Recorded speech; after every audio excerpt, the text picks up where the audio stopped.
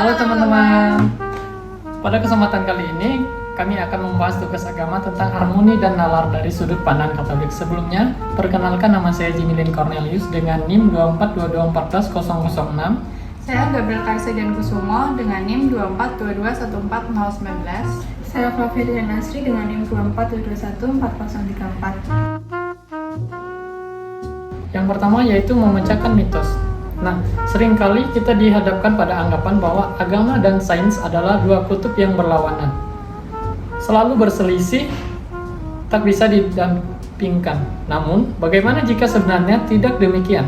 Khususnya dalam tradisi Katolik, ada pemahaman yang kaya tentang bagaimana iman dan nalar bisa berjalan beriringan, bahkan saling melengkapi. Fondasi pemikiran Katolik.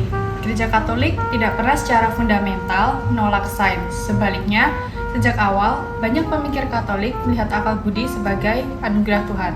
Santo Agustinus misalnya, ia sudah menekankan pentingnya akal dalam memahami kebenaran. Kemudian, Santo Thomas Aquinas dengan kuat berargumen bahwa tidak ada konflik antara kebenaran wahyu dan kebenaran yang ditemukan melalui akal budi, karena keduanya berasal dari satu sumber, yaitu Tuhan.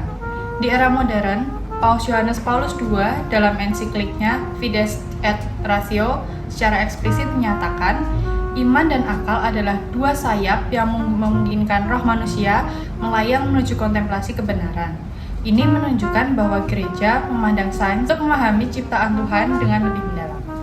Selanjutnya contoh konkret dari kosmos hingga evolusi. Contoh pertama, kosmologi alam semesta yang teratur. Mari kita ambil contoh kosmologi, studi tentang alam semesta. Salah satu teori paling dominan tentang asal-usul alam semesta dalam teori Big Bang. Menariknya, penemu teori ini adalah seorang iman Katolik Belgia dan astrofisikawan bernama Pastor Georges Lamaite. Beliau mengajukan teori ini pada tahun 1927, jauh sebelum bukti-bukti observasional yang kuat ditemukan.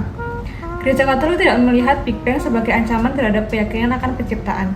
Sebaliknya, bagi banyak teologi Katolik, Big Bang justru mendukung gagasan bahwa alam semesta memiliki permulaan, sebuah titik awal yang membutuhkan pencipta atau penyebab pertama. Ini bukan tentang Tuhan mengisi gap dalam sains, melainkan tentang melihat keteraturan dan kemegahan ciptaan melalui penemuan ilmiah. Lalu selanjutnya memahami cara Tuhan mencipta. Bagaimana dengan evolusi?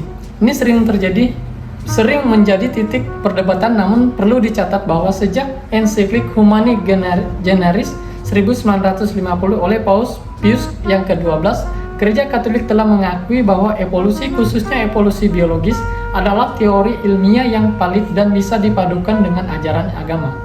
Paus Fransiskus bahkan menegaskan bahwa evolusi bukanlah pertentangan dengan gagasan pencipta, karena evolusi membutuhkan pencipta dari makhluk yang berevolusi.